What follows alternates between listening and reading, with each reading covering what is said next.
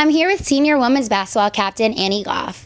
People on campus know her for working hard at school and on the court, but are unaware of the time and dedication that she puts into her charity, All My Heart Haiti.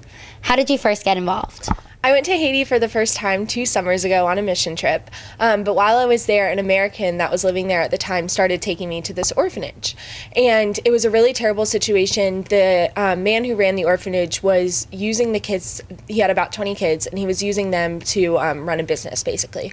So he would get food donations or monetary donations from Americans, and instead of giving the kids food, he would sell it on the black market or, buy things with the money that people were giving him. Living conditions were terrible. The kids were all really malnourished and starving, and one time they took someone there and they had to leave because she had a panic attack because there was a little toddler with like diarrhea running down her leg and no one was paying attention to her, and the kids hadn't eaten in several days or had water.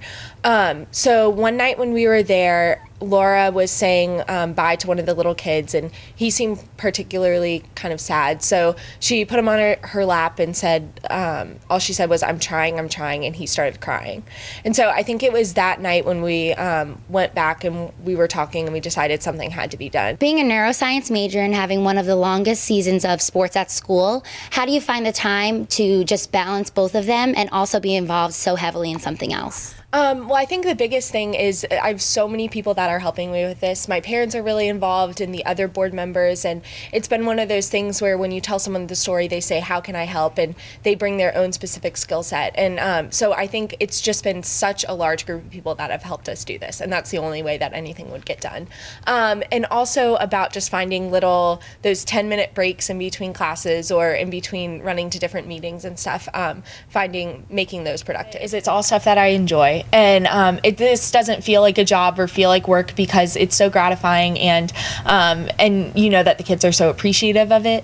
And a lot of it is I just have a ton of help, and it's been completely a group effort in terms of my parents helping and family, friends, and the other board members. And everyone has been so involved and been really good about using their specific skill set to fill in the gaps of where we need help and stuff. Being one of the captains on your basketball team and also holding a board member position on your charity, are there any similarities you see between the two leadership positions? Yeah, definitely. I think one of the biggest ones is learning how to set goals, because we had this immediate goal to get the kids out of the situation, and then now that they're safe, what are our long-term goals and how can we help them?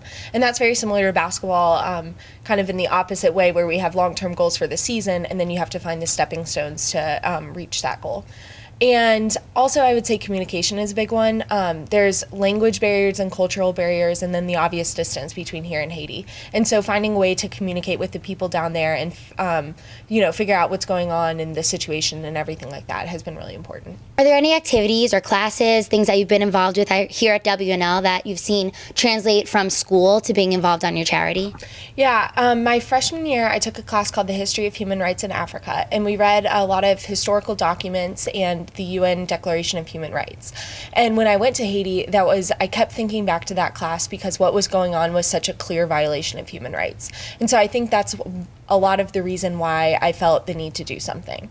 And then the following year, I decided to take poverty, and that was a really, really interesting class. And it was it's cool how you get to see that things that you learn in the classroom are very applicable to everyday life. WNL has so many resources to help with this type of thing that there have been numerous organizations on campus that I've contacted to kind of just brainstorm and get their ideas and see ways that they could be involved in that kind of thing. Okay. Thank you so much for talking with us. Good luck with the season. Good luck with all your academics and the progression with your organization. If people want to get involved, please go to www.allmyhearthaiti.org. For GeneralSports.com's Katie's Corner, I'm Katie Wilds.